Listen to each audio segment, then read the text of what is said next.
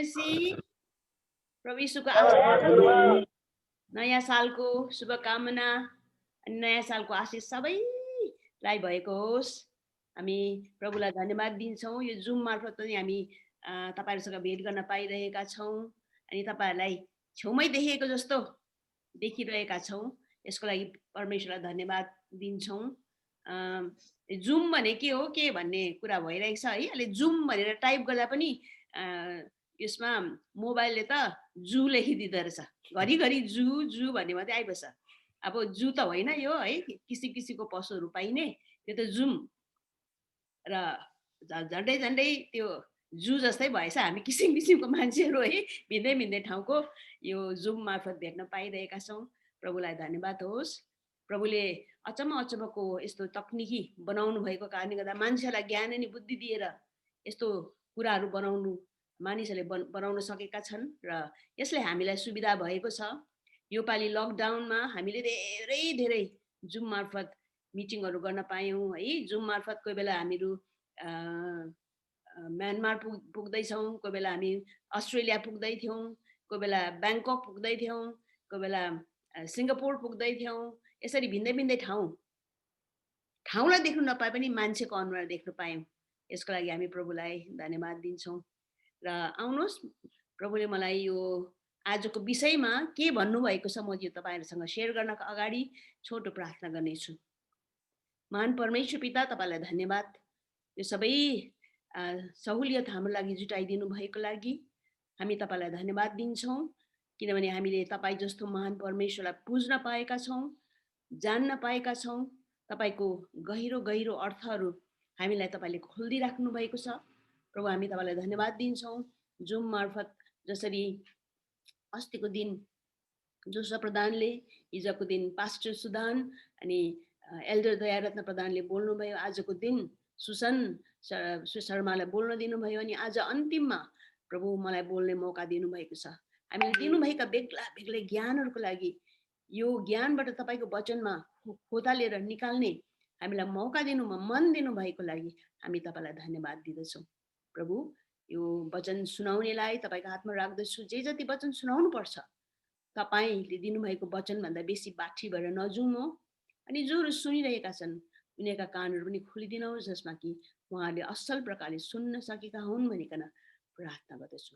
सब कुरा माग्छु प्रभु यीशु तपाईको जीवित नामको बाटोले, आमेन। र तपाईले घरिघरि यही कुरा सुनिराख्नु भएको छ। हामी चाहिँ खेताला रहौँ परमेश्वरको बारीमा अनि हामीले चाहिँ वचन सुनाउनु पर्छ, प्रचार गर्नुपर्छ, यस्ता कुराहरू मात्रै सुनिरहेका छौँ। र म चाहिँ तपाईलाई अलिकति भिन्दै प्रकारको यो सबैको बीचमा सबैकोबाट सुन्दैछु। म छेउमा बसेर, जोसुवा सरको छेउमा बसेर किसिम किसिमको वचन सुन्दैछु। यो बीचमा मैले चाहिँ अलिकति भिन्दै प्रकारले यो आजको सब्जेक्टलाई ल्याउने कोसिस गर्दैछु र सायद आशा गर्छु यो कुराले तपाईलाई सहायता हुन्छ भनेर।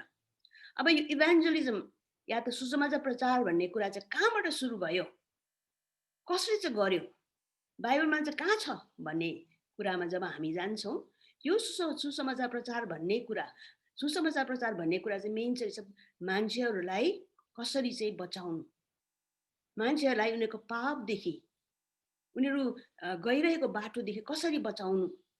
अनि यो कुरा त उत्पत्तिको समयमा सुरु भएछ। जब परमेश्वरले पहिला आदम र हव्वालाई बनाउनु भयो, आदम र हव्वाको जिन्दगीमा, जीवनमा उनीहरूको जीवनदेखि नै सुरु भएछ। कसरी भन्दा जब आदम र हव्वा, विशेष हव्वाले है त्यो फल खाई र ऊ पापमा फसी, परमेश्वरले आदमलाई पनि बोलाएर आदम, हव्वा, साँप है, साँप भनेको शैतान, तिनैजनाले श्राप दिनुभयो। अनि श्राप दिँदाखेरि सर्पलाई दिएको श्राप, शैतानले दिएको श्राप चाहिँ यस्तो प्रकारको रहेछ, तेरो र स्त्रीको बीचमा र तेरो सन्तान र स्त्रीको सन्तानको बीचमा म दुश्मनी हालिदिनेछु, त्यसले तेरो शिर कुल्च्याउनेछ र तैँले त्यसको कुर्कुच्चो डस्नेछस्। स्त्रीको सन्तानले चाहिँ त्यो शैतानको शिरलाई कुल्च्याउने अनि त्यसले चाहिँ, त्यसको सन्तानले चाहिँ स्त्रीको सन्तानको कुर्कुच्चामा चाहिँ डस्नु सक्ने। परमेश्वरले यो श्राप दिनुभएछ। अनि जसरी त्यो परमेश्वरले यो कुरा भन्दै हुनुहुन्थ्यो, परमेश्वरले मानिसको सन्तान भन्नु भएन, परमेश्वरले स्त्रीको सन्तान भन्ने शब्द चलाउनु भयो। र स्त्रीको सन्तान भन्दा चाहिँ स्त्री के भन्छ हवा पछिबाट प्रभु यीशु ख्रीष्टको जब जन्म हुन्छ, तपाईहरुलाई थाहा छ होला, प्रभु यीशु ख्रीष्टको जन्म चाहिँ पुरुषको सहायता बिना स्त्रीबाट जन्म भएको। र उहाँ चाहिँ हामीले भन्छौँ नि कन्या गर्भधारण गरिन्, कन्या हुनुहुन्थ्यो, उहाँले गर्भधारण गरेर प्रभु यीशु ख्रीष्टको जन्म भयो। अनि उहाँको सन्तान, कन्याको सन्तान, मरियमको सन्तान चाहिँ यीशु ख्रीष्ट हुनुहुन्थ्यो। अनि यीशु ख्रीष्टले चाहिँ शैतानको थाप्लोलाई कुल्चनु भयो, शैतानको शिरलाई कुल्चनु भयो। अनि यसरी उहाँ विजयी हुनुभएको छ। अनि उहाँले विजय हामीलाई पनि दिन चाहनुहुन्छ, अनि हामीलाई विजयको बाटोमा, विजयको त्यो राज्यमा बोलाउनु भएको छ। यसरी सुरुमा स्त्रीको सन्तान, यो स्त्रीको सन्तानले चाहिँ डस्ने छ भन्ने कुरा चाहिँ उत्पत्ति सुरुमा नै परमेश्वरले भनिसक्नु भएछ। मतलब परमेश्वरको इच्छा थियो मानिस जातिलाई म बचाउँछु, त्यहाँ नै सुरु भएको थियो। परमेश्वरले मानिस जातिलाई म बचाउँछु, जसरी भए पनि मानिस जातिलाई म बचाउँछु। त्यो जब संसार परमेश्वरले सृष्टि गर्नुभयो, कति सुन्दर संसार थियो। हामीले उत्पत्ति बाइबलको पहिलो पुस्तकको नाम हो उत्पत्ति, त्यहाँनिर पढ्छौँ परमेश्वरले कति सुन्दर संसार बनाउनु भयो। तर त्यो संसारलाई है पाप प्रवेश भएर बिग्रियो, त्यसको रूप रङ सबै बिग्रियो। र त्यो रूप रङ बिग्रिएको कुरालाई परमेश्वरले फेरि पनि पुनर्स्थापना गर्नुभयो।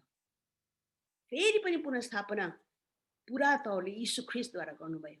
अनि यो पुनर्स्थापना भनेको जस्तो थियो पहिला सुरुमा त्यस्तै बनाउनु परमेश्वरको इच्छा।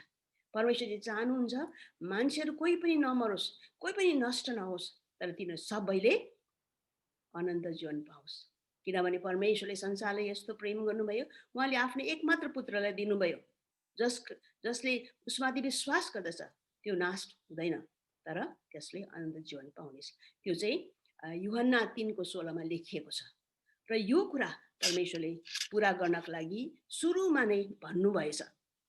अनि जब उहाँले सुरुमा नै भन्नुभयो नि, पछिबाट हामी बाइबलको अंश छ दुईटा पुरानो नियम र नयाँ नियम भन्ने। नयाँ पुरानो नियममा हामी पढ्छौँ कि परमेश्वरले एउटा जातिलाई चुन्नुभयो। किन त्यो जातिलाई चुन्नुभयो? किनभने त्यो जातिबाट चाहिँ यीशु ख्रीष्टको जन्म हुनेवाला थियो। अनि त्यो जातिको नाम चाहिँ यहुदी जाति, हिब्रू जाति। हिब्रू पनि भन्छ उनीहरूलाई, उनीहरूलाई यहुदी पनि भन्छ। अनि यो जातिलाई परमेश्वरले माया गरेर पुरानो नियममा चाहिँ यो हिब्रूहरूकै विषयमा थुप्रै कुराहरू लेखिएको छ। यही हिब्रूहरूकै राजाहरूको आए, अब अगमवक्ताहरूको आए, यो हिब्रूहरूलाई बचाउनलाई परमेश्वरले के गर्नुभयो, कसरी संसारको राजाहरूसँग परमेश्वरले लडिदिनु भयो, अनि कसरी चाहिँ हिब्रूहरूलाई परमेश्वरले बचाउनु भयो। खालि बचाउनु भयो, शारीरिक रूपमा उनीहरूको राज्यहरूलाई कसरी बचाउनु भयो, उनीहरूको राजाहरूको राजत्वकाललाई कसरी बचाउनु भयो, यो विषयमा लेखिएको छ।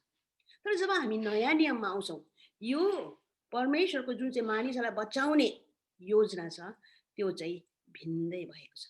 त्यो योजनामा चाहिँ यहुदी जाति मात्र बचाइएन, यहुदी जाति मात्र बचाइँदैन, तर यो परमेश्वरको योजनामा चाहिँ, नयाँ योजनामा चाहिँ परमेश्वरले समस्त पृथ्वीका भरिका मानिसहरू जसले यीशु ख्रीष्टमाथि विश्वास गर्छन् उनीहरूलाई बचाउन चाहनु भएको छ।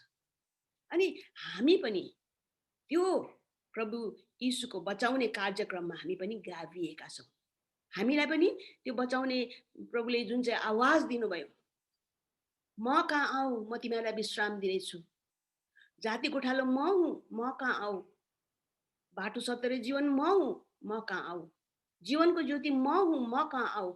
प्रभुले भन्नुभएका यस्ता बानीहरूमा हामीले विश्वास गर्यौँ, हामीले सुन्यौँ, अनि यो कुरा सुनेर हामीहरू अगाडि आएका छौँ। अनि यसरी हामीहरू प्रभुमा बढिरहेका छौँ। र त्यही कारण हामीहरू चाहिँ अब विश्वासीहरू भएका छौँ। अच्छा, यो सन्दर्भमा बोल्दै गर्दाखेरि म एउटा पद विशेष बहिनी, जो बहिनी चाहिँ कसको को भाइको श्रीमती चाहिँ नानी हुन लागेको छ, उसको लागि एउटा वचन पढ्न चाहन्छु। यो स्त्रीको कुरा गर्दै गर्दा मलाई जसँग याद आयो, जो बहिनी चाहिँ गर्भवती भएको छ, नानी हुन प्रेग्नेन्ट छ है, त्यो बहिनीको लागि एउटा पद पढ्दैछु, तपाईले लेख्न सक्नुहुन्छ। पहिला तिमोथी 2 अध्यायको 15 पद। पहिला तिमोथी 2 अध्यायको 15 पदमा यसरी लेखेको छ, तरै पनि यदि तिनी सुशीलता साथ विश्वास र प्रेम र पवित्रतामा रहिन् भने बालक जन्ममा तिनी बचाइने छिन्। त्यो तिमोथीमा तपाईले पढ्नुभयो भने कसरी चाहिँ आदमद्वारा हव्वाद्वारा विशेष पाप संसारमा प्रवेश गर्यो भन्ने कुरा लेखिएको छ। अनि आदम र हव्वाद्वारा पाप संसारमा प्रवेश गरेको भए तापनि, यदि हव्वा बहकाइएकी भए तापनि परमेश्वरले चाहिँ स्त्री जातिलाई चाहिँ प्रेम गर्नुहुन्छ।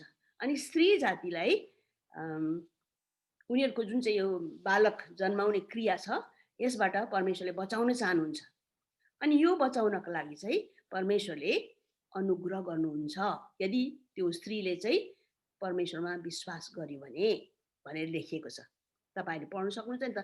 त्यो बहिनीले है आज यहाँ आउनु भएको छ कि छैन याद छैन, तर बहिनीले प्रार्थना गर्नु सधैँ है, प्रार्थना गर्नु कि यो वचन मेरो जीवनमा लागू होस्। हुनुहुँदो रहेछ, यो वचन मेरो जीवनमा लागू होस् भनेर प्रार्थना गर्नु बहिनी। अनि परमेश्वरले तपाईलाई निश्चय नै तपाईको नानी जन्मिने बेलामा परमेश्वरले सहायता गर्नुहुन्छ। यो पहिला तिमोथी 2 अध्यायको 15 पद बारम्बार पढेर परमेश्वरसँग प्रार्थना गर्नु। यो जो पनि गर्भवती स्त्रीहरू छ उनीहरूलाई सबैलाई मैले यो वचन दिन्छु, अनि यसले धेरै ढाडस मिल्दछ। अनि यो अहिले यो के अरे हव्वालाई त्यही श्राप दिनुभएको थियो नि परमेश्वरले है, गर्भधारण दुःख साथ तैँले गर्भधारण गरेछ, दुःख साथ बालक जन्माउनेछस् भनेर परमेश्वरले भन्नुभएको थियो। अनि यसकारण है परमेश्वरले हामी जोहरू चाहिँ अन्य जाति हौँ, हामीलाई परमेश्वरले चुन्नुभएको छ। बाइबलको भाषामा भन्ने हो भने त खासमा त हामी त अन्य जाति हौँ, हामी जोहरू यहुदीहरू होइनौँ, हामीहरू अन्य जाति हौँ। तर परमेश्वरले उहाँको कृपामा, महान कृपामा हामीलाई बचाउनु भएको छ। अनि तपाईले यो बारम्बार यो कुरा सुनिराख्नु भएको छ, यो वचन सुनिराख्नु भएको छ है। सारा देशमा गएर मानिस के अरे फसल प्रशस्त पाकिरहेको छ। अनि तिमीले फसलको प्रभुलाई प्रार्थना गर, अनि परमेश्वरले चाहिँ खेतालाहरू पठाउनु भन्ने। र यस सम्बन्धमा एक दुईवटा पदहरू जुन चाहिँ योसँगै रिलेटेड छ, यसलाई म पढ्न चाहन्छु। मत्ती 28को 19 र 20मा यसरी लेखेको छ, यसकारण जाऊ र सबै देशका जातिहरूलाई चेला बनाऊ, पिता र पुत्र र पवित्र आत्माको नाउँमा तिनीहरूलाई बप्तिस्मा देऊ, मैले तिमीहरूलाई आज्ञा गरेका सबै कुरा पालन गर्न तिनीहरूलाई सिकाऊ, हेर म युगको अन्तसम्म सधैँ तिमीहरूको साथमा छु। अर्कोमा प्रभुले त्यस्तै पाराले भन्नुभएको छ। अनि उहाँले तिनीहरूलाई भन्नुभयो, सारा संसारमा गएर सारा सृष्टिलाई सुसमाचार प्रचार गर, सबैलाई सुसमाचार प्रचार गर, सबै सृष्टिलाई सुसमाचार प्रचार गर। अनि अर्को, अनि यरुसलेमबाट सुरु गरेर सबै जातिहरूलाई उहाँको नाउँमा पश्चाताप र पाप क्षमाको प्रचार हुनुपर्छ। लुकामा लेखिएको छ, लुका 24को 47मा लेखिएको छ। यहाँ पनि प्रभुको नाममा प्रचार गर्ने कुरा नै आएको छ। अर्को, तर प्रेरित 1को 8मा, तर पवित्र आत्मा तिमीहरूमा आउनु भएपछि तिमीहरूले शक्ति पाउनेछौ र तिमीहरू यरुसलेममा, सारा यहुदियामा, सामरियामा र पृथ्वीको अन्तिम छेउसम्म मेरा साक्षी हुनेछौ। अरू जग्गामा प्रचार गर, वचन सुनाऊ भनी लेखेको छ, यहाँ चाहिँ मेरो साक्षी हुनेछौ। अर्थात् जोहरूले चाहिँ अरूहरूलाई वचन प्रचार गर्दैछन् उनीहरू चाहिँ प्रभु यीशुको साक्षीहरू। अनि प्रभु यीशुको साक्षीहरू चाहिँ कोहरू हुने, प्रभु यीशुको साक्षी चाहिँ को हुने भनेर भन्दा चाहिँ प्रभु यीशुको साक्षी चाहिँ हामी हौँ। जसले प्रभु यीशुलाई चिनेको छ उनीहरू सबै प्रभु यीशुका साक्षी हुन्। एकजना एमी कार्माइकल भन्ने मिसनरी दिदी हुनुहुन्थ्यो, धेरै वर्ष अगाडि भारतमा। उहाँ चाहिँ विदेशबाट आएको, र त्यो दिदी यसो भन्नुहुन्थ्यो अरे, अङ्ग्रेजीमा छ यो भनाइ,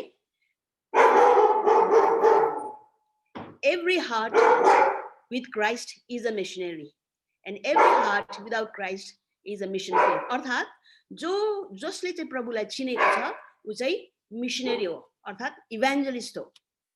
अनि जुन मानिसहरूले चाहिँ प्रभुलाई चिनेको छैन उनीहरू सबैले चाहिँ मिसन फिल्ड, हामीहरू गएर प्रचार गर्नुपर्ने जग्गाहरू हो भनेर भन्नुभएको थियो अरे।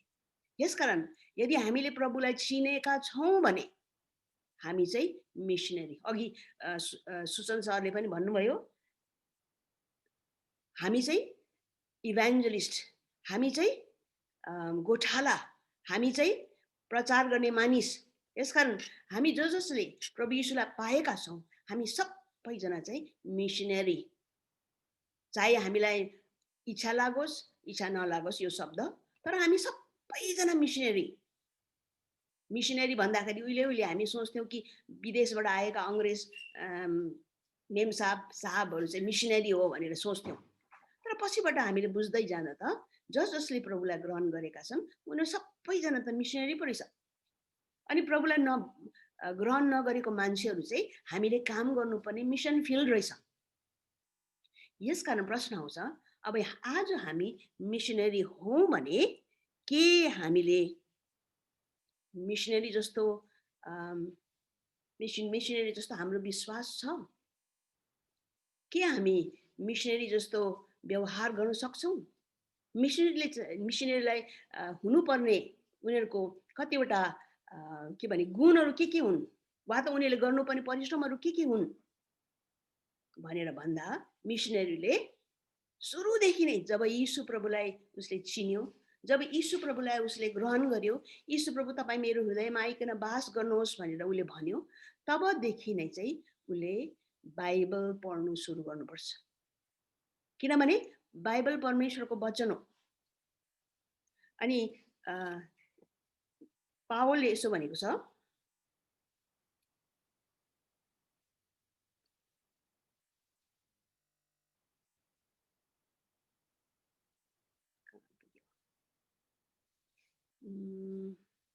यसकारण सबै दुष्टता, सबै छलकपट र ईर्ष्या र सबै निन्दाहरूलाई त्याग, नयाँ जन्मेका बालकहरू जस्तै शुद्ध आत्मिक दूधको तृष्णा गर र त्यसबाट तिमीहरू आफ्नो मुक्तिमा बढ्दै जान सक्नेछौ, किनकि प्रभु कृपालु हुनुहुन्छ भन्ने कुराको स्वाद तिमीहरूले पाएका छौ।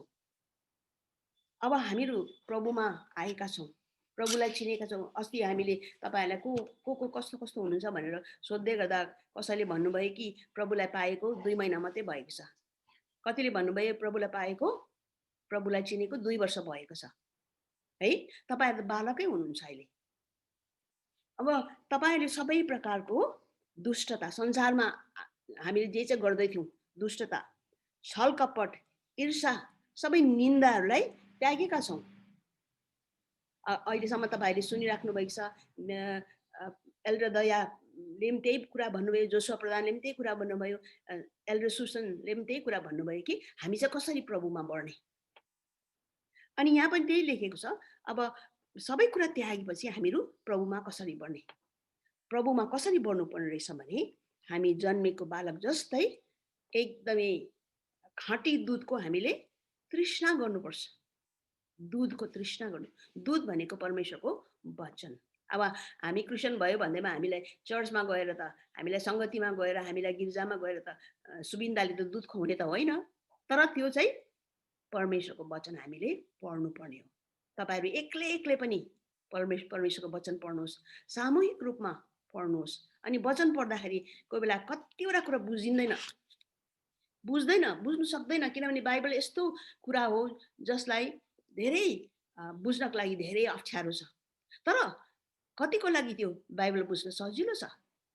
जब परमेश्वरको आत्माले तपाईँहरूलाई सिकाउँछ, बुझ्न सजिलो छ। धेरै मानिसहरू जसले प्रभुलाई पाएका छैनन्, उनीहरूसँग बात गर्दा उनीहरूले भन्छ, बाइबल त मैले कति खेप पढेको खाएको। हाम्रो यहाँ सरहरूको परिवारमा के भएको थियो, उहाँहरूको प्रेस थियो, प्रेस छ अझै पनि। त्यो प्रेसमा किसिम किसिम बाइबलको अंशहरू है पुरा प्रिन्ट हुन्थ्यो, अझै पनि प्रिन्ट हुन्छ। तर उनीहरूले प्रभुलाई ग्रहण गरेका छैनन्। बाइबल पुरा पढ्छन्, किन त्यो प्रिन्ट गर्नुको लागि त एकदम प्रिन्ट गर्दै गर्दाखेरि के लेखेको छ भने त पढ्नुपर्छ। तर उनीहरूले प्रभु त्यो प्रिन्टमा लेखेको, त्यो बाइबलमा लेखेको प्रभुलाई चाहिँ ग्रहण गरेका छैनन्। त्यस कारणले गर्दा उनीहरूलाई बाइबल के जस्तो पनि लाग्दैन। तर हामीले चाहिँ बुझेर हृदयको तहदेखि प्रभु तपाईँको वचन हो, हामीसँग बोल्नुहोस् भनेर प्रार्थना सहित बाइबल पढ्यौँ भने हामीले बुझ्नेछौँ। त्यो ठुलो तर्क वितर्क गर्नुको लागि होइन, तर बुझ्नको लागि तपाईँले साधारण एउटा किताबबाट स्टार्ट गर्नुहोस्। तपाईँले लुकाबाट सुरु गर्न सक्नुहुन्छ वा त मत्तीबाट पनि सुरु गर्न सक्नुहुन्छ। अनि त्यहाँबाट बाइबल एकदमै सरल पढ्ने, एउटा पनि अध्याय नछोडिकन बाइबल पढ्नुहोस्। अनि त्यसरी बाइबल पढ्नुभयो भने तपाईँले धेरै कुरा बुझ्नुहुन्छ। अघि सुसन दादाले जुन चाहिँ के भने घटना भन्नुभयो, त्यो भूत लागेको मानिसको विषयमा। त्यो भूत लागेको मानिस चाहिँ तिबेरियस भन्ने झिलको पारिपट्टि ऊ चाहिँ गिरासेनी भन्ने ठाउँमा थियो। गिरासेनी भन्ने ठाउँमा उसलाई भूत लागेर बसिरहेको थियो। अनि त्यो मानिसलाई प्रभुले कसरी बचाउनु भयो भन्ने कुरा सुसन दादाको मुखबाट सुन्नुभयो। अनि यो कुरा चाहिँ बाइबलमा पाइन्छ। अनि बाइबलद्वारा हामी यसरी भिन्दा भिन्दै के भएको त्यो घटनाहरू त्यो सबै नै हामीहरू बुझ्न सक्छौँ। अनि बाइबलका भिन्दै भिन्दै प्रभु यीशुले कसरी प्रार्थना गर्न सिकाउनु भयो है, प्रभुको प्रार्थना भन्छौँ त्यसलाई। अनि थुप्रै पहाडी उपदेश अनि घटनाहरू, प्रभु यीशु कसरी जन्मिनु भयो, सबै घटनाहरू, प्रभु यीशुको कसरी संसारमा बस्दाखेरि उहाँले कसरी रोगी बिमारीलाई जाति पार्नुभयो। अनि त्यति मात्र होइन, प्रभु यीशु ख्रीष्टको कसरी उहाँको क्रुसमा मृत्यु भयो, प्रभु यीशुको क्रुसको मृत्यु, अनि त्यसको बाद प्रभु यीशुलाई कसरी गाडियो, कसरी उहाँको तेस्रो दिनमा पुनरुत्थान भयो, अनि उहाँ कसरी चेलाहरूका देखा पर्दै 40 दिनसम्म बसेर उनीहरूका बीचमा देखा पर्दै अन्तमा उहाँको स्वर्गारोहण भयो। यो कुरा तपाईँहरूलाई बुझ्नु एकदमै आवश्यक छ। किनभने सुसमाचारको गूढ रहस्य नै यही हो। तपाईँ जब सुसमाचार गर्न जानुहुन्छ, मान्छेहरूलाई तपाईँले प्रभु यीशुलाई विश्वास गर्नुहोस्, तपाईँ एकदम चङ्गा भइहाल्छ। प्रभु यीशुलाई विश्वास गर्नुहोस्, तपाईँको घरद्वार बनिन्छ। प्रभु यीशुलाई विश्वास गर्नुभयो भने एकदमै मजा आउँछ, त्यो नभन्नुहोस्। किनभने त्यो सुसमाचार होइन। सुसमाचार के हो? सुसमाचार चाहिँ यीशु प्रभु कसरी जन्मनुभयो, उहाँ कन्या मरियमदेखि जन्मनुभयो, उहाँले संसारमा रहँदा कसरी रोगी बिमारीलाई जाति पार्नुभयो, अनि त्यसको साथमा प्रभुलाई कस्तो प्रकारले मानिसहरूले क्रुसमा चढाएर मारे, प्रभुले कसरी आफ्नो प्राण क्रुसमा त्याग्नुभयो, आफैले त्याग्नुभयो। प्रभुले हाम्रो लागि कसरी कष्ट सहनुभयो, अनि प्रभु क्रुसमा मारिएपछि उहाँलाई कसरी गाडियो, कसको कबरमा गाडियो। किनभने प्रभुको आफ्नो कबर थिएन, तर अर्का मान्छेको कबरमा प्रभुलाई गाडियो। अनि त्यसको तेस्रो दिनमा प्रभु यीशु कसरी बौरी उठ्नुभयो, चेलाहरूले आएर उसलाई जबरजस्ती निकाले वा त ऊ कसरी निस्क्यो चिहानबाट। अनि प्रभु 40 दिनसम्म चेलाहरूसँग देखा पर्दै रहनुभयो। 40वाँ दिनमा उहाँ स्वर्गमा चढी जानुभयो, पिताको दाहिने हातपट्टि बस्नु भएको छ। त्यति मात्र होइन, उहाँ फेरि हामीलाई लिनु आउनुहुन्छ संसारमा। उहाँले फेरि पनि संसारको न्याय गर्नुहुन्छ। यो कुरा चाहिँ सुसमाचार हो। तपाईँले यो कुराहरू चाहिँ एकदमै राम्रो प्रकारले बुझेको हुनुपर्छ। तपाईँले बुझ्नु भएको छैन, प्रभुलाई ग्रहण गर्यो, ग्रहण गर। प्रभुलाई ल्याऊ, त्यति मात्रै होइन, तर प्रभुको यो सबै कुरा, यो मैले अहिले जुन चाहिँ भन्दै कुरा गरेको समुच्च सबैमा लिएर तपाईँले प्रचार गर्न सक्नु भएन। कोही मानिसले सोध्यो भने तपाईँले भन्नु सक्नु भएन भने चाहिँ सुसमाचार हुँदै होइन। यसकारण तपाईँहरूले सुसमाचार राम्रो प्रकारले बुझेको हुनुपर्छ। अनि मात्र तपाईँले बाहिर निस्केर प्रचार गर्नुहोस्। अस्ति भर्खरै मात्र हाम्रो यहाँ एउटा भाइ आएको थियो। त्यो भाइ त अब हामीले पहिला त नदेखेको, सायद उसको बाबुहरूलाई चाहिँ हामी चिन्थ्यौँ। बाबुहरूलाई धेरै पुरानै विश्वासी जस्तो लाग्दथ्यो, छोरा पनि सायद पुरानै विश्वासी थियो कि याद छैन। र उसले सरलाई भन्दै थियो अरे त्यो भाइले, हाम्रो प्रभुले त स्वर्गमा के अरे क्रुसमा दुःख भोग्दा त उहाँले त कहाँ त्यो चोट त उहाँलाई दुखेन नि, त्यो काँटीहरू ठोक्दा त उहाँलाई दुखेन नि, किनभने उहाँ त परमेश्वर हुनुहुन्थ्यो। अब परमेश्वरलाई कसरी दुख्छ भनेर भन्यो अरे। सरले राम्रो बुझाउनु भएछ कि प्रभु यीशु क्रुसमा चढ्दाखेरि उहाँलाई दुख्यो, असह्य पीडा भयो। त्यही कारण त उहाँले एकदम चिच्चाएर एलोही एलोही लामा सबक्तनी, हे परमेश्वर तपाईँले मलाई किन त्याग्नु भयो, दुखेर बिछोड हुँदै थियो। परमेश्वरसँग उहाँको बिछोड हुँदै थियो। चुडिँदै थियो परमेश्वरदेखि र त्यसो भनेर चिच्याउनु भयो। अनि प्रभुलाई सास लिनु कति अप्ठ्यारो भएको थियो क्रुसमा यसरी झुन्डिँदाखेरि। यो कुराहरू चाहिँ सत्य हो, साँचो प्रभुले फिल गर्नुभयो, अनुभव गर्नुभएको कुरा। यो दन्त्य कथा या त प्रभु यीशु चाहिँ त्यति बेला स्वर्ग ईश्वर थियो र ईश्वरले चाहिँ फिल गर्दैन भन्ने कुरा आउँदैन। प्रभु यीशु 100% मानिस, 100% ईश्वर। अघि सुदन दाजुले भन्दै थियो कि प्रभु यीशु रुनुभयो, प्रभु यीशुलाई दुख थियो। लाजरसको मृत्यु हुँदा प्रभु यीशु रुनुभयो, किनभने लाजरससँग प्रभु एकदमै लाजरसलाई प्रेम गर्ने परमेश्वर, उहाँ मानिस हुनुहुन्थ्यो। लाजरसलाई दुख्दाखेरि उहाँलाई पनि दुख्यो। लाजरसको दिदीहरू शोकित हुँदाखेरि उहाँ पनि शोकमा पर्नुभयो। प्रभु यीशुले एक दिन बाटोमा जाँदै गर्दा भोक लाग्यो। भोक लाग्दाखेरि उहाँले एउटा नेवाराको रुखमा हेरेर नेवाराको त्यहाँबाट केही फल पाउँछ कि भनेर उहाँले खोज्नुभयो, तर नेवाराको फल पाउनु भएन भनेर लेखिएको छ। अनि प्रभु यीशुलाई भोक लाग्थ्यो। यदि उहाँ ईश्वर हुनुभएको भए भोक लाग्ने थिएन। उहाँले शैतानले त सुरुमै प्रभु यीशुको परीक्षा हुँदा भनेको थियो शैतानले, यदि तपाईँ परमेश्वर हुनुहुन्छ भने यो ढुङ्गाहरूलाई रोटी बनाएर खानुहोस्। प्रभु यीशुले ढुङ्गालाई रोटी हुइजा भनेर रोटी टिपेर खान सक्नुहुन्थ्यो। प्रभु यीशु जसले चाहिँ 5000लाई खुवाउँदाखेरि 2टा माछा र 5वटा रोटीले खुवाउनु भयो भने के उहाँले केही चिजलाई रोटी हुइजा भनेर भन्नु सक्नुहुन्थेन? भन्नु भएन। उहाँले कसरी चाहिँ भोक लाग्छ, कसरी तिर्खा लाग्छ, यो सबै कुरा देखाउनु भयो। यसकारण प्रभु चाहिँ एकदमै खाँटी मानिस अनि खाँटी प्रभु हुनुहुन्थ्यो। यो कुराहरू चाहिँ तपाईँलाई बुझ्नु अति नै आवश्यक छ। अनि तपाईँले यस्तै प्रकारले मात्र प्रचार गर्न सक्नुहुन्छ। अनि अर्को कुरा,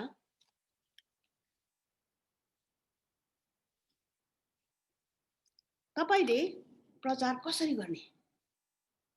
हामीले यसरी पढ्यौँ है, यसरी पढ्थ्यौँ।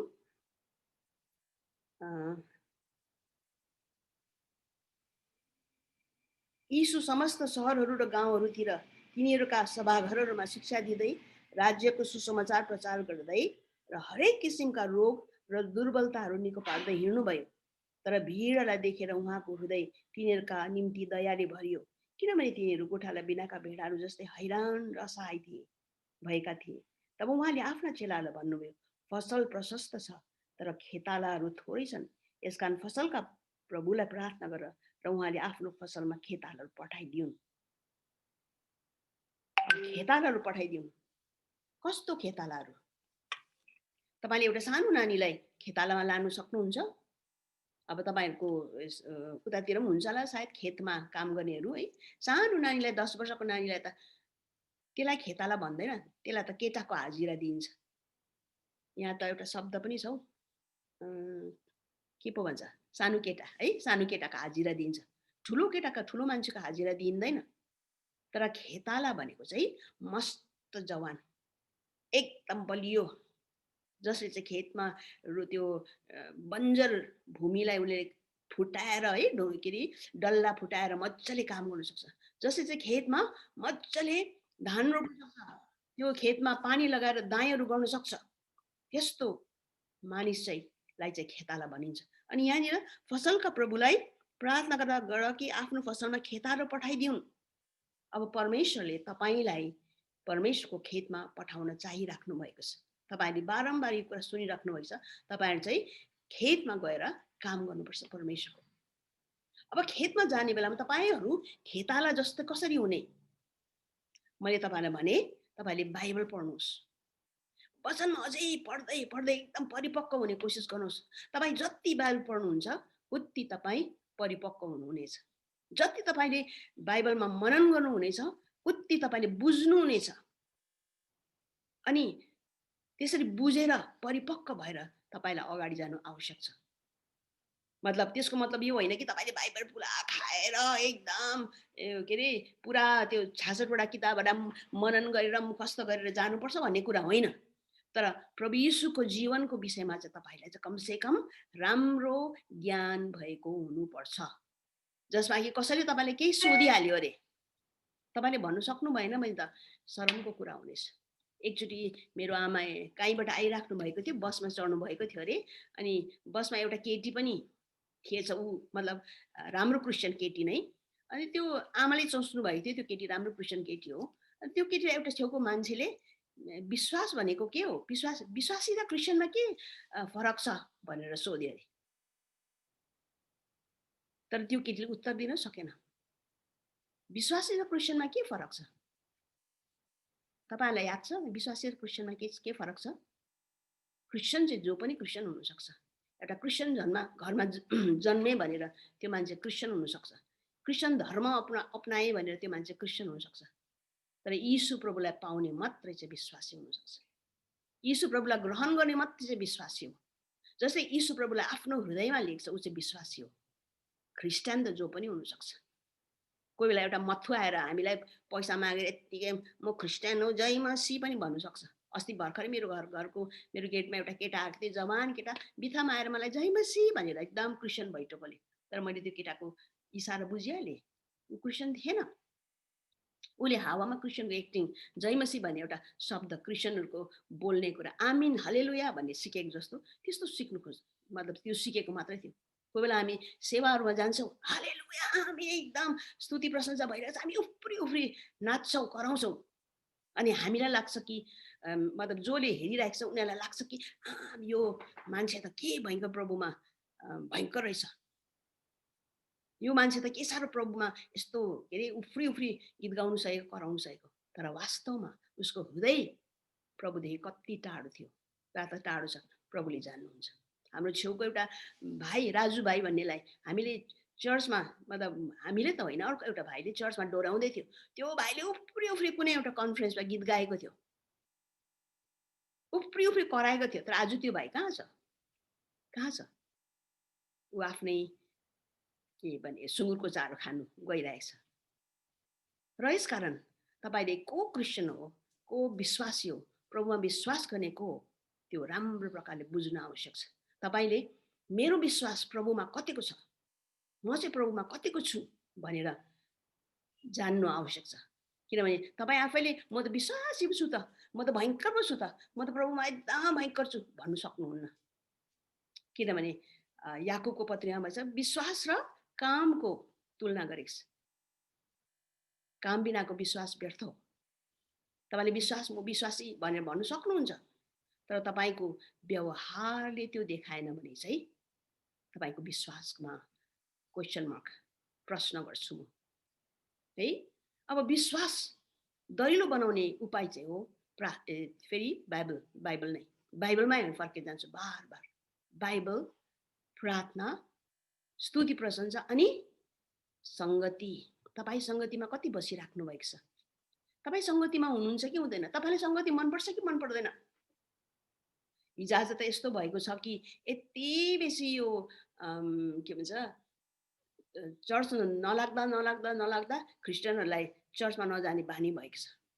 फेरि हाम्रो त जुममै चर्च लाग्छ र क्रिस्चियनहरूलाई बानी भएको छ जाँदिनँ चर्च, घरमै बसिकन जुममा चर्च हेरिहाल्छु भन्ने त्यो पनि भएको छ। यस कारण हामीले यो हप्तादेखि जुममा चर्च नगर्ने भएका छौँ। किनभने मानिसहरू आउनु दिक मान्छन्। तर जब तपाईँले सुन्नुहुन्छ तपाईँको चर्च खोलियो भने तपाईँले तुरन्तै जानुहोस्। जब चर्च खोलिन्छ भने तपाईँ जानुहोस्, त्यहाँ विश्वासीहरूसँग सङ्गति गर्नुहोस्। अनि विश्वासीहरूसित सङ्गति गर्दा कस्तो मजा आउँछ, त्यो आनन्द, प्रभुको आनन्द मेरो बल हो भन्ने कुरा तपाईँले थाहा पाउनुहुनेछ। यसकारण बाइबल अध्ययन, बाइबल स्टडी है, बाइबल अध्ययन त्यहाँदेखि प्रार्थना, सङ्गति एकदमै जरुरत छ। बाइबल अध्ययन, प्रार्थना अनि सङ्गति एकदमै जरुरत। यसरी तपाईँको आगोलाई त्यो सङ्गतिले बलियो पार्न सक्छ। जस्तो तपाईँले सुन्नुभएको छ होला नि, एउटा भुब्रो जलिरहेको छ, एउटा भुब्रोको एउटा कोइलालाई बाहिर निकाल्नु हो भने त्यो कोइला के हुन्छ? सेल्लिन्छ। त्यसलाई फेरि पनि भुब्रोमा हालिदिनुहोस्, त्यो फेरि रातो भएर तन्किन्छ।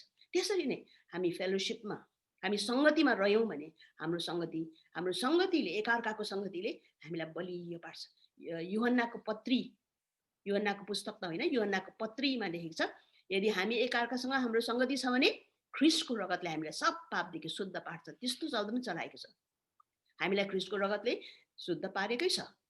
जब हामीले प्रभुलाई ग्रहण गर्यौँ, हामीले प्रभुलाई भन्यौँ हाम्रो पाप प्रभुको के भने प्रभुको काखमा हालिदियौँ हामीले। अनि प्रभुले चाहिँ आफ्नो उद्धार र मुक्ति हामीलाई दिनुभयो। यसकारण जब हामी अर्कासँग सङ्गति गर्छौँ, सङ्गति गर्दा हाम्रो अरू सानो सानो पापहरू, दोषहरू, एकअर्काप्रति सायद मनमुटाउ होला, एकअर्का प्रतिसँग हाम्रो निन्दा होला, त्यो सबै प्रभुले मेटाउनुहुन्छ। र हामीलाई सङ्गतिको धेरै धेरै आवश्यकता छ। सङ्गति नगरिकन बस्ने विश्वासीहरूको अवस्था हामीले देखेका छौँ। उनीहरू के हुन्छन्? बिस्तारै बिस्तारै बिस्तारै सेलाउँदै जान्छन्। अनि हामीले यो खेताला हुनको लागि चाहिँ परिश्रम गर्न नै पर्छ। परिश्रम बिना कोही पनि असल खेताला हुन सक्दैन। दोस्रा तिमोथीमा लेखिएको छ कि परिश्रम गर्ने किसानले नै बालीको पहिलो हिस्सा पाउनुपर्छ। यदि हामीले कटनी गर्ने हो भने कटनी गर्नेमा हामी सहभागी हुन पाउँछौँ कि भनेर भन्छौँ भने हामीले के गर्नुपर्छ? परिश्रम गर्नै पर्छ। त्यो अर्को प्रकारको ट्रान्सलेसनमा यस्तो पनि लेखिएको छ, शर्माउन नपर्ने जस्तो खेताला भइकन हामीहरू काम गरौँ। शर्माउन नपर्ने खेताला। खेतालाले बारीमा काम गर्दाखेरि अब के अरे बिजन रोप्यो, त्यसमा पानी छोडिदियो, त्यतिकै छोड्दैकै गऱ्यो भने त केही पनि भएन। उसको त्यो उसले जे हालेको थियो बिजन त्यो सबै त कुहिएरै जान्छ। अनि उसले फेरि पानी हालेन भने पनि त्यो सबै त्यतिकै मर्छ। उसले त्यसको लागि परिश्रम गर्नु पर्यो। उसले घरिघरि गएर कोट्याउनु पर्यो, उसले हेर्नु पर्यो, पानी कति बेला हाल्नु पनि जान्नु पर्यो। जानेन भने त्यो सबै कुरा व्यर्थ हुन्छ। यसकारण हामी पनि शर्माउन नपर्ने खेताला जस्तो भएर हामीहरू तयार हुन सकौँ।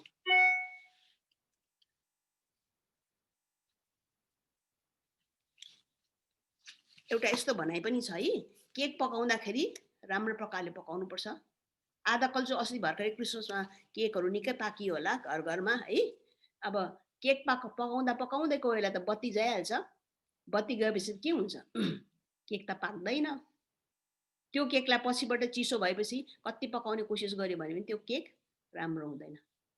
यदि त्यस्तो आधा कल्चो पाकेको केक मिठो हुँदैन, खानु पनि नसक्ने प्रकारको हुन्छ भने विश्वासीहरू पनि आधा कल्चो भयो भने ऊ असल खेताला हुन सक्दैन। अहिले मैले भनेको जस्तो उसले मान्छेले सोद्धाखेरि कतिवटा प्रश्नहरूको जवाब दिन सक्दैन। अनि हिजोआज त मान्छेहरू धेरै जान्ने भएका छन्, धेरै बुझ्ने, र उनीहरूले हामीलाई प्रश्न गर्छ। उनीहरू हामीसँग तर्क गर्न चाहन्छ। विशेष ऐसाहरू हामीसँग तर्क गर्न चाहन्छ। उनीहरूको पनि त ज्योति छ। तिमीहरूको ज्योति र हाम्रो ज्योति किन भिन्दै? हाम्रो पनि त परमेश्वर छ। हामी पनि ईश्वर मान्छौँ, तिमीहरू पनि ईश्वर मान्छौ। किन तिमीहरूको भिन्दै? हाम्रो पनि के अरे कृष्ण छ। कृष्णको नाम नै चाहिँ ख्रिस्ट हो। खासमा कृष्ण नै ख्रिस्ट हो। यस्तो भन्ने मानिसहरू नै हामीले भेटेका छौँ। तर यिनीहरू कसरी भिन्दै? तर हामीले भन्नु सक्नुपर्छ, हाम्रो प्रभु यीशु ख्रिस्ट चाहिँ किन चाहिँ उनीहरूको कृष्णभन्दा भिन्दै? सोध्नेहरूलाई कसरी चाहिँ प्रभु चाहिँ हर विषयमा अरूभन्दा भिन्दै? तर तपाईँले धर्मको विषयमा चाहिँ कहिले पनि विवादमा नपर्नुहोस्। कहिले पनि तपाईँहरूको धर्म यस्तो, तपाईँहरूको भगवान यस्तो भनेर चाहिँ कहिले पनि नभन्नुहोस्। त्यसो गर्नाले चाहिँ धेरै अप्ठ्यारोमा परिन्छ। तर तपाईँले जति सक्दो हाम्रो प्रभु यीशु ख्रिस्ट, हाम्रो विश्वास के हो, यदि तपाईँले सक्नुभयो भने तपाईँले कसरी तपाईँले प्रभुलाई पाउनुभयो, तपाईँ कुन दलदलीमा हुनुहुन्थ्यो, प्रभुले तपाईँलाई बचाउनु भयो भनेर भन्नुभयो भने मानिसहरूले त्यो विश्वास गर्नेछ। तपाईँले आफ्नो साक्षी रेडी राख्नुहोस् जहिले मानिसहरूलाई, सोध्नेहरूलाई भन्नको लागि। अनि त्यो साक्षीमा एउटा पनि एक इन्ची पनि घटाउनु बढाउनु नहोस्। तपाईँले नघटाइकन नबढाइकन जस्तो छ त्यस्तै खाँटी तपाईँको साक्षी भन्नुभयो भने मानिसहरूलाई धेरै प्रभाव पर्नेछ। अनि तपाईँहरूले मानिसहरूलाई यस्तो प्रकारले आफ्नो साक्षी दिएर पनि प्रभुको वचन प्रचार गर्न सक्नुहुनेछ। अघि सुसन दाजुले घरिघरि यो वर्स कोट गर्दै थियो है, चोर त चोर्न र मार्न र नाश पार्न आउँछ, तर म त तिनीहरूले जीवन पाउन् र त्यो प्रशस्त मात्रामा पाउन् भन्ने हेतुले आएँ। म असल गोठालो हुँ, असल गोठालाले आफ्नो भेडाहरूको निम्ति प्राण अर्पण गर्छ। यो मलाई एकदमै मनपर्ने वर्ष हो। बारम्बार जहीँ पनि जाँदाखेरि मैले यो वर्ष कोट गर्छु। चोर त चोरु र मारु र नाश पारु भनेर आउँछ, तर म त आए तिमीहरूले जीवन पाऊ, त्यो प्रशस्तको जीवन पाऊ। प्रशस्तको जीवन भनेको के हो? के हामी यीशु ख्रीष्टमा आउँदाखेरि चाहिँ हामी प्रशस्त हुन्छ, हाम्रो इन्कमहरू हाम्रो सब कुछ बढ्छ? के हामीले चाहिँ प्रशस्त मिठो खानु पाउँछौँ? के हामीले चाहिँ एकदम फरेनको ज्याकेटहरू लानु पाउँछौँ? हाम्रो यहाँ भारतमा विश्वास छ, धेरै मानिसहरूले हामीलाई भन्छन् कि तिमीहरू क्रिस्चियन भएको त फरेनबाट पैसा पाइहाल्छ नि त तिमीहरूले, र त तिमीहरूलाई दुःख छैन, फरेनबाट पैसा पाउँछ। तर हामीले भन्छौँ फरेनबाट पैसा पाउँदैनौँ, हामी त उल्टा गिर्जा जाँदाखेरि, हामी चर्च जाँदाखेरि हामीले गोजीबाट पैसा दिनुपर्छ, हामीले 10वां अंश दिनुपर्छ, हामीले चर्चमा भेटी हाल्नुपर्छ। अहिले लकडाउनको अवस्था छ, चर्चमा भेटीहरू पठाउनु सकेको छैन, तर हामीले त्यो आइतबार पछि जुन चाहिँ हामीले सङ्गति गऱ्यौँ, सङ्गतिमा भेटी उठाएर त्यो अलग राखेका थियौँ, अनि चर्च लाग्दाखेरि त्यो भेटी लिएर चर्चमा पुर्यायौँ।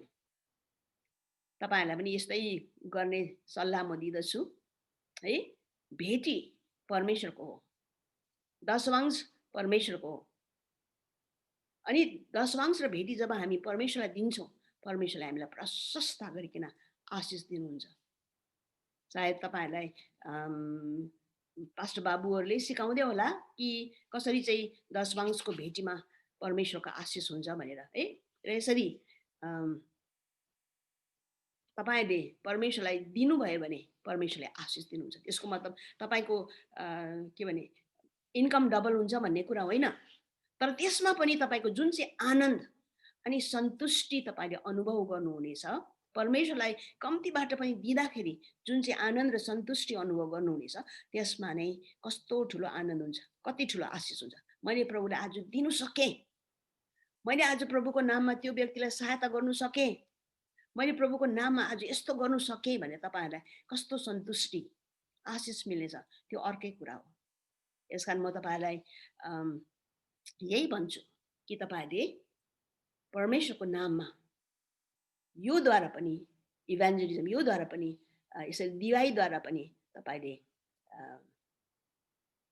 के भने वचन प्रचार गर्न सक्नुहुन्छ।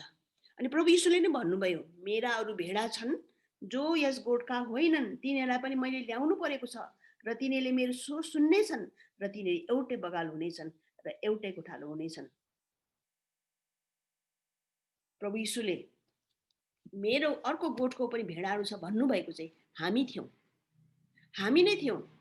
किन प्रभु यीशुले त यहुदीहरूलाई प्रचार गरेर उनीहरू त प्रभु यीशुमा कति धेरैजना आइसकेका थिए, तर हामी त त्यो बगालमा थिएनौँ।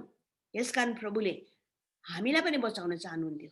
अब हामीद्वारा प्रभुले ती जो मानिसहरूले प्रभुलाई चिनेका छैनन् तिनीहरूलाई बचाउन चाहनु भएको छ। त्यही कारण त हामीहरू प्रचारक हौँ, त्यही कारण त हामीहरू परमेश्वरको नाममा वचन दिनेहरू हौँ। अनि वचन दिनको लागि हामीले धेरै कुरा सिक्नु जान्नु आवश्यक छ। यदि हामीहरू त्यसमा परिपक्व, मतलब हामीले इच्छै छैन, हामीलाई बाइबल पढ्ने इच्छै छैन, हामीलाई प्रार्थना गर्ने इच्छै छैन, हामीलाई सङ्गतिमा बस्ने इच्छै छैन भने हामी असल गोठाला हुन सक्दैनौँ, हामी असल प्रचारक हुन सक्दैनौँ। अनि अर्को एउटा कुरा पनि आउँछ, यो तपाईँहरूलाई भन्नु चाहन्छु म कि जब तपाईँहरूले प्रचार गर्नुहुन्छ, तपाईँहरूले एकदमै प्रचार गरेर एक दुईजना प्रभुमा आयो भने तपाईँहरू एकदम भयङ्कर, म नै जान्ने, म नै भयङ्कर भनेर अलग्गै अर्को सेवाकाई खोलिहाल्ने त्यस्तो प्रयत्न नगर्नुहोस्। त्यो चाहिँ एकदमै भुल कुरो हो। यदि तपाईँ एउटा मण्डलीको अधीनमा हुनुहुन्छ भने त्यही मण्डलीमा तपाईँ बस्नुहोस्, तर तपाईँले अलग गएर होइन म पनि त्यो पास्टर त यस्तै त, यसो गऱ्यो भने पास्टर भइहाल्दो रहेछ, म पनि पास्टर हुन्छु भनेर कहिले पनि नगर्नुहोस्, तपाईँले धोका खानुहुनेछ। सिलगढीमा यस्ता थुप्रै 100भन्दा पनि बेसी मण्डलीहरू छ, तर प्राय मण्डलीहरू नै त्यो ठुलो मण्डलीबाट छुटेर गएको। अनि ती साना साना जो मण्डलीबाट छुटेर गए तिनीहरूले कतिको दुःख पाइरहेका छन् अहिले हामीलाई थाहा छ। यसकारण तपाईँहरू जो नयाँ विश्वासीहरू हुनुहुन्छ, तपाईँले अलिकति कुरा अरूभन्दा बेसी जान्नुभयो भने म नै यो मण्डलीको पास्टर हुन्छु भनेर अलग्गै एउटा मण्डली नखोलिहाल्नुहोस्। तपाईँ त्यही मण्डली जुन मण्डलीको हुनुहुन्छ त्यही मण्डलीभित्र रहेर तपाईँलाई प्रभुको सेवकाई गर्नु अति आवश्यक छ। यसकारण फेरि पनि म भन्न चाहन्छु कि हामीहरू परमेश्वरको वचनको दूधको तृष्णा गर्दै आफ्नो मुक्तिमा बढ्दै जान सक्नेछौँ। हामीहरू हाम्रो मुक्तिमा बढ्दै जानु हामीलाई आवश्यक छ। तपाईँले बाइबलमा एउटा पद देख्नुहुन्छ जहाँ लेखेको छ आफ्नो मुक्ति कमाऊ भन्ने शब्द चलाएको छ। मुक्ति कमाऊ भनेको मतलब हामीहरू आफ्नो मुक्ति कमाउन सक्दैनौँ, तर हामीले जुन चाहिँ यो मुक्ति पाएका छौँ त्यसलाई कुनै प्रकारको अपवित्र कुराले त्यसलाई नढाकियोस् भनिकन हामीहरू सतर्क भएर बस्नु चाहिँ धेरै आवश्यक छ। कोही बेला यस्तो हुन्छ है, हामीहरू प्रभुमा हिँड्दैछौँ, हिँड्दा हिँड्दै पनि हामीलाई पुरानो कतिवटा आदतहरूले हामीलाई परीक्षामा पार्नु खोज्छ। यदि हामीहरू नशा सेवन गर्ने व्यक्तिहरू छौँ भने त्यो नशाको गन्धले हामीलाई कोही कोही बेला तान्छ। यदि यस्तै प्रकारको अरू कुराहरू नराम्रो नराम्रो लतमा लागेकाहरू थियौँ भने कोही बेला हामीलाई त्यो कुराले आक्रमण गर्न सक्छ, त्यसलाई हामीलाई तानेर लान सक्छ।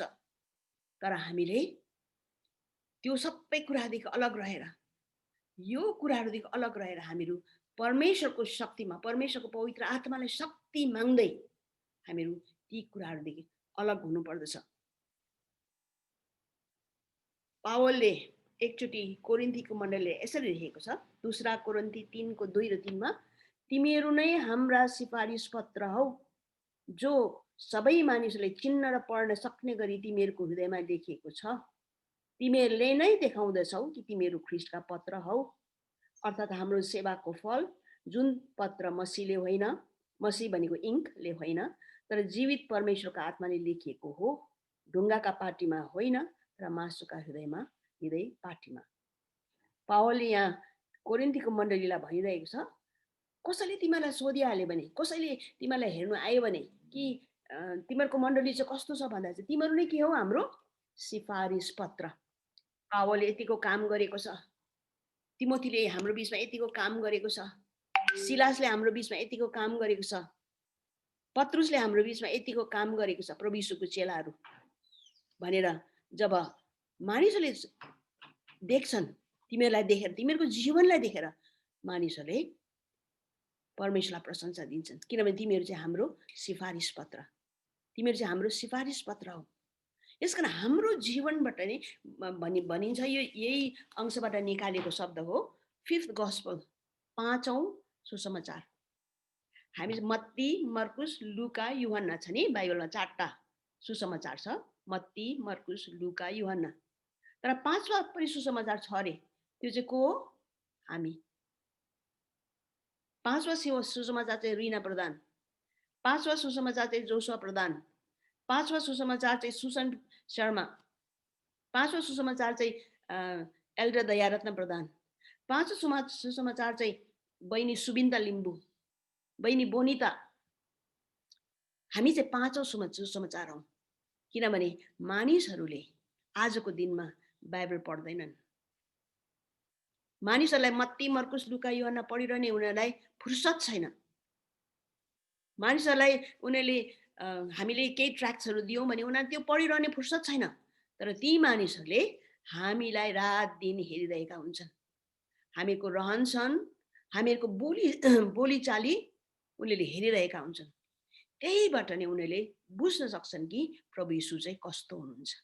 यदि हामी खरो बोल्ने खाली छौँ भने, यदि हामी रिस गरेर मानिसहरूसँग बोल्दाखेरि झर्की फर्की मात्रै गरेर बोल्नेहरू छौँ भने हामीले प्रभु यीशुको नराम्रो एडभर्टिजमेन्ट गरिरहेका हुन्छौँ। तपाईँलाई थाहा छ होला नि, एडभर्टिजमेन्ट भनेको टिभीमा किसिम किसिमको एडभर्टाइज आउँछ है, कोही राम्रो हुन्छ, कोही राम्रो हुँदैन, तर हामी पनि त्यस्तै एडभर्टाइजमेन्ट हौँ प्रभु यीशुको। यदि हामीले राम्रो व्यवहार गर्यो भने मानिसहरूलाई प्रभु यीशुकोमा तान्नु सक्छौँ। यदि हामीले मिठो बोली गरेर मानिसहरूसँग बोल्यौँ भने यिनीहरू प्रभुमा आउन सक्छन्, तर हामीले रुखो बोली गर्दछौँ भने मानिसहरूलाई प्रभुमा कहिले पनि ल्याउन सक्दैनौँ। यसकारण हामीले हाम्रो बोली चालीलाई पनि चेक गर्नुपर्छ। हामीले कस्तो प्रकारले बोलिरहेका छौँ, कस्तो प्रकारले मानिसहरूसँग बातचित गर्छौँ, हामीहरू एक भयङ्कर जान्दछौँ भनेर भन्दछौँ, तर हामीले राम्रो हाम्रो बोलीचाली छैन भने हामीले परमेश्वरलाई धोका दिइरहेका हुन्छौँ। हामीले मानिसहरूलाई प्रभु येशूमा तान्न सकिरहेका हुँदैनौँ। यसकारण धेरै आवश्यक छ हामी यदि परमेश्वरको खेतबारीमा काम गर्नु जाने, यदि परमेश्वरको खेताला बन्ने हो भने हामीलाई धेरै सावधानीको पनि आवश्यकता छ। हामीले वचन त निश्चय दिनै पर्छ, निश्चय दिनै पर्छ। मानिसहरूले सुनुन् नसुनुन्, विश्वास गरून् नगरून्, हामीले वचन त निश्चय दिनै पर्छ। तर त्यो वचन दिवाईमा कस्तो प्रकारले दिइरहेका हुन्छौँ? हामीले एउटा वचन प्रभुलाई दिइरहेको एक प्रकारले, तर उतापट्टि हामीहरूको जीवनबाट यो कुरा पुष्टि भएन। हामीले राम्रो वचन दिँदैछौँ, यताबाट चाहिँ हामी नराम्रो कामहरू गरिरहेका छौँ, नराम्रो बोलीहरू गरिरहेका छौँ भने त्यो मान्छेहरूलाई के भने धोका हुन्छ र उनीहरूले प्रभुको वचन ग्रहण गर्न सक्दैनन्। अनि आजको दिनमा विशेष वचन दिँदाखेरि मैले भन्दै थिएँ, मान्छेले सुन्दैन हाम्रो ट्र्याक्सहरू, हाम्रो बाइबलहरू जति पनि हामी दिन्छौँ त्यो लिनु मान्दैन। कोही बेला हामीहरू यो 15 अगस्त है भारतको विशेष दिनहरूमा पहिला हामीले पुरा ट्र्याक्सहरू बाँड्थ्यौँ। मानिसहरूले त्यसमा त चाना हालेर खान्छ, कसैले त्यो चिजलाई भुइँमा राखेर यस्तै उनीहरू बिछाएर बस्ने बनाइरहेको हुन्छ। उनीहरूले सुन्दैन प्रभुको वचनलाई, किनभने मान्छेहरूलाई वास्ता छैन। यसकारण आजको दिनमा सबभन्दा असल चाहिँ हो, असल गस्पल, असल सुसमाचार चाहिँ हो तपाईँ र म। तपाईँ र मलाई राम्रो प्रकारले मानिसहरूले पढ्न सके भने चाहिँ उनीहरूले प्रभुलाई चिन्न सक्छन्। आजको दिनमा सबभन्दा राम्रो सुसमाचार प्रचार चाहिँ हो, एउटा शब्द छ फ्रेन्डशिप इभान्जलिजम भनेर भन्छ। त्यो चाहिँ मित्रता गरेर प्रभुको वचन सुनाउने, मानिसहरूलाई मित्र बनाएर प्रभुको वचन सुनाउने। पहिला त्यो मान्छेलाई साथी बनाउने, एकैचोटि गरेर प्रचार गर्ने होइन, तर त्यो मान्छेलाई पहिला साथी बनाउने। साथी बनाएर जब उनीहरू हाम्रो साथी हुन्छन्, साथीहरूलाई प्रभुको वचन सुनाउन धेरै सजिलो पर्छ। अनि त्यो साथीलाई हामीले बिस्तारै प्रभुको वचन सुनाउनु पर्छ। सबभन्दा असल हो साथी बनाइकन सुसमाचार प्रचार गर्ने। कोही बेला तपाईँहरू काममा जानुहुन्छ है, काममा जाँदाखेरि चिया खाजासँगै खाने एउटा ग्रुप होला। त्यो चिया खाजा खाँदाखेरि मान्छेले तपाईँलाई हेरिरहेको होला, तपाईँ सधैँ प्रार्थना गरिवरी खानुहुन्छ। त्यो साथीले हेरिरहेको होला, तपाईँले केही खाँदाखेरि प्रार्थना गर्नुहुन्छ। अन्त के हो त्यो त जहिले पनि प्रार्थना गर्छस्, जहिले पनि के आँखा चिम गरेर के गरेको, त्यति बेला तपाईँले भन्न सक्नुहुन्छ, म चाहिँ मेरो खानेकुराको लागि, मेरो सुरक्षाको लागि प्रभुलाई धन्यवाद दिँदैछु। अनि यो तपाईँलाई प्रभुको विषयमा भन्ने एउटा मौका हुन सक्दछ। एउटा त होइन, दुईवटा घटनाको विषयमा भन्छु। दुईवटा जग्गाहरूमा, दुईवटा भिन्दै जग्गाहरूमा, एउटा ठाउँमा चाहिँ कफी हाउस थियो, एउटा ठाउँमा चाहिँ, अर्को ठाउँमा चाहिँ यस्तै कफी हाउस नै, तर भिन्दै जग्गाको घटनाहरू। त्यो जग्गाहरूमा एउटा ठाउँमा चाहिँ एउटा केटा, कफी बेच्ने केटा, तर ऊ चाहिँ भित्र एउटा प्रचारक थियो। उसले कफी बेच्दै मानिसहरू जो कफी खान आउँछन्, अनि उनीहरूलाई यसो हेऱ्यो, धेरै त्यो मान्छेसँग चिनाजाना बेसी भयो भने त्यो मान्छेलाई प्रचार गर्ने। त्यो लद्दाखको भाइ हो। लद्दाख भन्ने भारतमा एउटा ठाउँ छ, त्यो ठाउँमा त्यो भाइले यसरी प्रचार गर्थ्यो।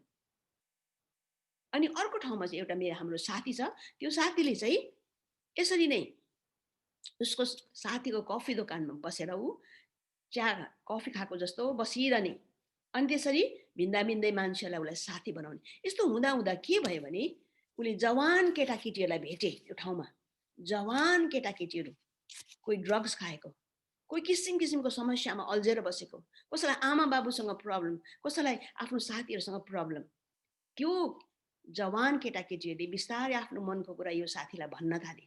अनि यो साथीले त्यो जवान केटाकेटीहरूलाई काउन्सिलिङ गर्दै प्रभुको बाटो सुनाए, प्रभुको विषयमा सुनाए। अनि बिस्तारै ती जवान केटाकेटीहरू प्रभुको बाटोमा हिँड्न थाले। यस्तो प्रकारले विशेष जोहरूको दोकानहरू छ, उनीहरूलाई म भन्न चाहन्छु है, दोकान भएको मानिसहरूले आफ्नो दोकानमा बिस्तारै एउटा बाइबलको केही कुरा राखिदिनु। अनि मान्छेहरूले आएर लुगाफाटा चिजबिजहरू किन्दा उनीहरूले त्यो चिज देख्छन्, अनि कसै त पढ्छन् पनि। अनि त्यो मानिसहरूलाई ग्राहकहरूलाई तपाईँले आउजाउ गर्दाखेरि यसो अनुहार हेरेर यो मानिस दुःखी छ कि सुखी छ भन्नु सक्नुहुन्छ। अनि त्यो दुखी ग्राहक रात दिन आइरहेको छ भने त्यो मानिसलाई बिस्तारै तपाईँले के भयो, तपाईँ ठिकै हुनुहुन्छ, घरमा सबै कुशलै छ भनेर प्रश्न गर्न सक्नुहुन्छ। मानिसहरूले बिस्तारै तपाईँलाई उनीहरूको दुःखको विषयमा भन्नेछन्। मानिसहरूले आफ्नो हृदयको पीडाहरू तपाईँलाई सेयर गर्नेछन्। अनि त्यसो गर्दाखेरि तपाईँले प्रभुको वचन तिनीहरूलाई सुनाउन सक्नुहुनेछ। यस्तो प्रकारले भिन्दै भिन्दै यो तरिकाले हामी प्रभुको वचन सुनाउन सक्छौँ। र यसकारण आज मैले तपाईँहरूलाई भनिहालेँ, हामी प्रभुको खेतमा खेताला हौँ। तर खेताला भई चाहिँ कस्तो खेताला हुनुपर्ने, हामी धेरै मजबुत खेतालाहरू हुनुपर्ने, हामी काँचो खेताला हुनु भएन।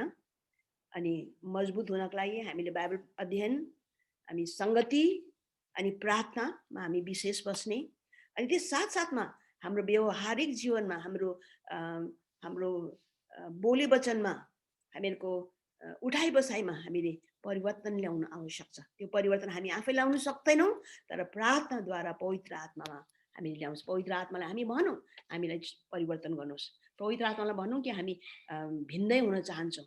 अनि यस्तो प्रकारले तपाईँले परमेश्वरलाई प्रार्थना गरेर परिवर्तन हुन सक्नुहुनेछ। अनि आजको वचनमा प्रभुले तपाईँलाई धेरै धेरै आशिष दिउन्। धन्यवाद।